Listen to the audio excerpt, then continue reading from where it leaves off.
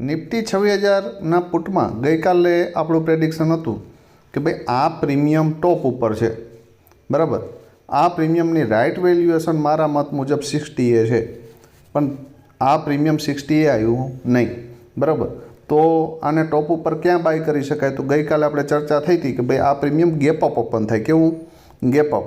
અને gap up open થયા પછી યા તો 106 સપોર્ટ લે અથવા તો આ ક્લોઝિંગે સપોર્ટ લે, બરાબર. તો આની અંદર એન્ટ્રી કરી શકાય. તો જ્યારે આ ફર્સ્ટ અને સેકન્ડ કેન્ડલ ક્લોઝ થઈ ત્યારે રિસ્કી ટ્રેડર અહીંથી એન્ટ્રી કરી શકે, કેમ કે 7-8 પોઈન્ટનો એસએલ આવે અને જ્યારે માર્કેટ રેન્જનો બ્રેકઆઉટ કરતો હોય ને ત્યારે પછી વધારે રિટેસ્ટ આવે નહીં. અને મોર્નિંગમાં જ તમને લગભગ 160 સુધીના ટાર્ગેટ બતાવી દીધા. તો સારામાં સારો એક ટ્રેડ હતો, સેફ ટ્રેડર માટેનો ટ્રેડ એક અહીંયાથી 20-30 પોઈન્ટનો હતો. તો કેટલા મિત્રોએ આ ટ્રેડ પકડ્યા છે કોમેન્ટમાં જણાવજો.